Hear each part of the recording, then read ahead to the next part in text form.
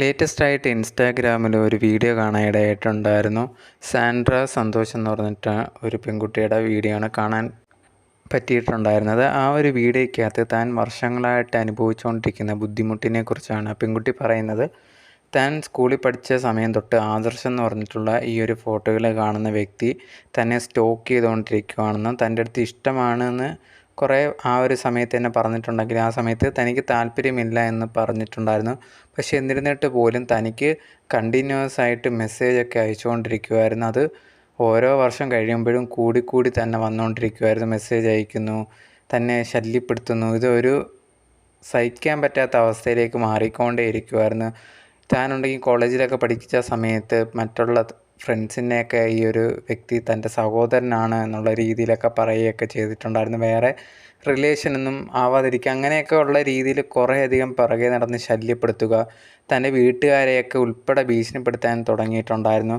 ആദ്യ സമയത്തൊക്കെ ഇത് വലിയ കാര്യമായിട്ട് എടുത്തില്ലെങ്കിൽ പോലും പിന്നെ ഇത് ഭയങ്കരമായിട്ട് കൂടിയാണ് വന്നുകൊണ്ടിരിക്കുന്നത്. താൻ ജോലി ചെയ്ത സ്ഥലത്ത് വരെ വന്നിട്ട് ഇതേ കണക്ക് ഓരോന്ന് തന്നെപ്പറ്റി അനാവശ്യം പറഞ്ഞ് നടക്കും. അതേ കണക്ക് ഒരു സമയം കഴിഞ്ഞപ്പോഴത്തേന് ഈ ഒരു പെൺകുട്ടിയും കുടുംബം ഉണ്ടെങ്കിൽ ഇവനെതിരെ കംപ്ലൈൻ്റൊക്കെ കൊടുത്തിട്ടുണ്ടായിരുന്നു. ആ സമയത്ത് ഈ ഒരു ആദർശം എന്ന് പറഞ്ഞ് ഇവൻ്റെ വീട്ടുകാർ തന്നെ ഇവനെ വെളിനാട്ടിലേക്ക് വിടുവാണ്, മോളുണ്ടെങ്കിൽ കേസൊക്കെ പിൻവലിക്കണം എന്നുള്ള രീതിയിൽ ഭയങ്കര കരഞ്ഞ് പറഞ്ഞുകൊണ്ട് ഈ ഒരു പെൺകുട്ടി അതിൽ നിന്ന് ആ ഒരു കേസിൽ നിന്ന് പിന്മാറുകയാണ് ചെയ്തിട്ടുണ്ടായിരുന്നത്. എന്നിരുന്നിട്ട് പോലും പിന്നെ ഈ ഒരു പെൺകുട്ടിയുടെ പിറവെ ഇവ ഇങ്ങനെ നടന്നുകൊണ്ടിരിക്കുകയാണ്.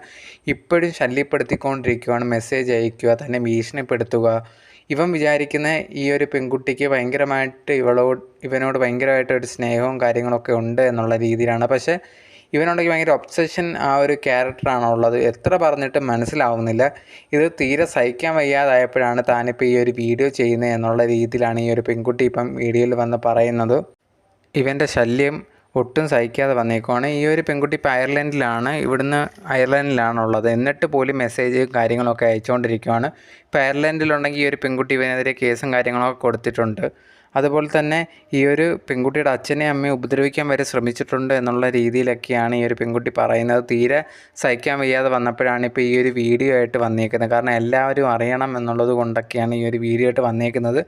കുറേയധികം ചാറ്റിംഗ് മെസ്സേജൊക്കെ ഈ ഒരു പെൺകുട്ടി പുറത്ത് വിട്ടിട്ടുണ്ടായിരുന്നു. ഇവൻ എന്തൊക്കെയുള്ള രീതിയിലാണ് മെസ്സേജ് അയക്കുന്നത് എന്നുള്ള രീതിയിലും. അതുപോലെ തന്നെ ഇതുപോലെ ഒരു മെസ്സേജ് ഇതേ കണക്ക് ഭീഷണിപ്പെടുത്തുന്ന സമയത്തൊക്കെ അയച്ചൊരു മെസ്സേജ് ഉണ്ടെന്ന് പറഞ്ഞു കഴിഞ്ഞാൽ, ഞാനുണ്ടെങ്കിൽ ഭ്രാന്തനാണ് എന്നുള്ള രീതിയിൽ സർട്ടിഫിക്കറ്റ് എടുത്തു വെച്ചിട്ടുണ്ട്, നിന്നെ എന്ത് ചെയ്താലും എനിക്ക് ഈസി ആയിട്ട് ഊരിപ്പോരാം എന്നുള്ള രീതിയിലൊക്കെ ഈ ഒരു പെൺകുട്ടിക്ക് നേരെ ഭീഷണിപ്പെടുത്തുന്ന രീതിയിലാണ് അവൻ സംസാരിച്ചിട്ടുണ്ടായിരുന്നത്.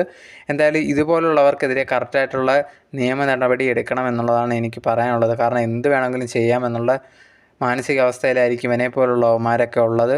അത് പോലീസൊക്കെ കണ്ടറിഞ്ഞ് ഇവനെതിരെ ആക്ഷൻ എടുക്കണം എന്നുള്ള രീതിയിലാണ് ആ ഒരു പെൺകുട്ടിക്ക് സുരക്ഷ ഉറപ്പാക്കണമെന്നാണ് ഞാൻ വിചാരിക്കുന്നത്. സോ നിങ്ങളുടെ അഭിപ്രായം എന്താണ്? നിങ്ങൾക്ക് എന്താണ് തോന്നിയതെന്നുള്ളത് നിങ്ങളുടെ അഭിപ്രായങ്ങൾ മറക്കാതെ കമൻറ്റ് ബോക്സിൽ കമൻറ്റായിട്ട് പറയുക.